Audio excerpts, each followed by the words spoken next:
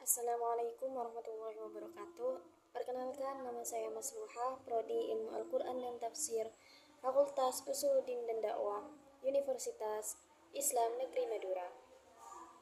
Baik, saya akan menjelaskan tentang bentuk tulisan Al-Quran sejak dulu sampai sekarang. Yang pertama, bentuk tulisan Al-Quran pada masa Nabi Muhammad. Pada masa Nabi Muhammad, Al-Quran diturunkan secara bertahap selama kurang lebih 23 tahun, dimulai di Mekah dan dilanjutkan di Madinah.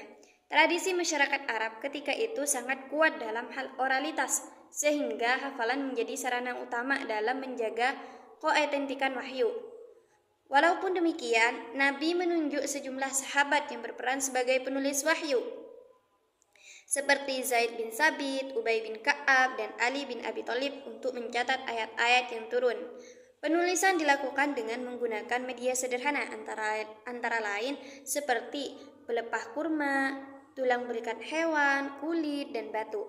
Hal ini menunjukkan bahwa bentuk tulisan Al-Quran pada masa Nabi bersifat terpisah-pisah, belum terkodifikasi, dan belum terbentuk mushaf utuh. Pembahasan yang kedua yaitu perkembangan bentuk tulisan Al-Quran pada masa Khulafaur Rasyidin hingga dinasti-dinasti Islam. Yang pertama yaitu pada masa Khulafaur Rasyidin. Pada masa kepemimpinan Abu Bakar, muncul kebutuhan mendesak untuk menghimpun Al-Quran secara tertulis setelah banyak penghafal gugur dalam perang Yamamah. Yang kedua, pada masa dinasti Umayyah. Pada masa dinasti Umayyah, kebutuhan akan keterbacaan mushaf semakin mendesak karena Islam telah menyebar ke berbagai wilayah non-Arab. Kondisi ini mendorong munculnya inovasi dalam sistem penulisan, yaitu penambahan tanda vokal atau harokat dan titik huruf atau i'jam untuk membedakan huruf-huruf yang memiliki bentuk serupa. Yang ketiga, pada masa dinasti Abbasiyah. Pada masa dinasti Abbasiyah, tradisi penulisan Al-Quran mengalami penyempurnaan yang lebih sistematis.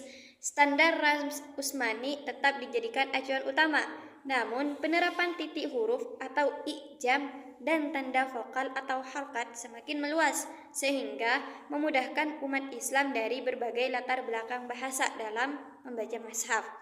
Yang keempat, pada masa dinasti Mamluk dan Ottoman, yaitu pada masa dinasti Mamluk dan Ottoman, tradisi penulisan Al-Quran mencapai tingkat keteraturan estetis yang sangat tinggi. Gaya khot meski dan makski dan tulut disempurnakan oleh para ahli kaligrafi, sehingga menghasilkan bentuk huruf yang konsisten, ritmis, dan indas pada masa Maghribi dan Andalus.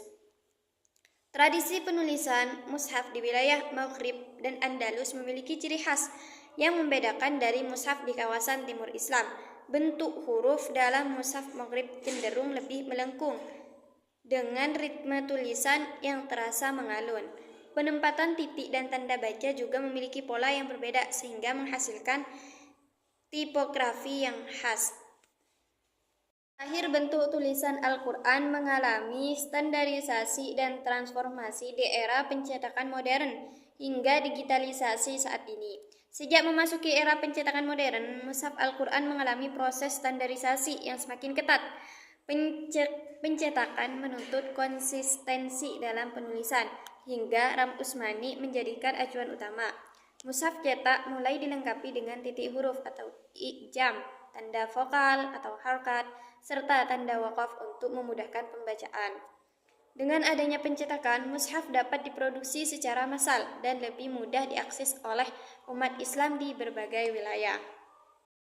Mungkin hanya itu yang dapat saya sampaikan, kurang lebihnya mohon maaf. Wassalamualaikum warahmatullahi wabarakatuh.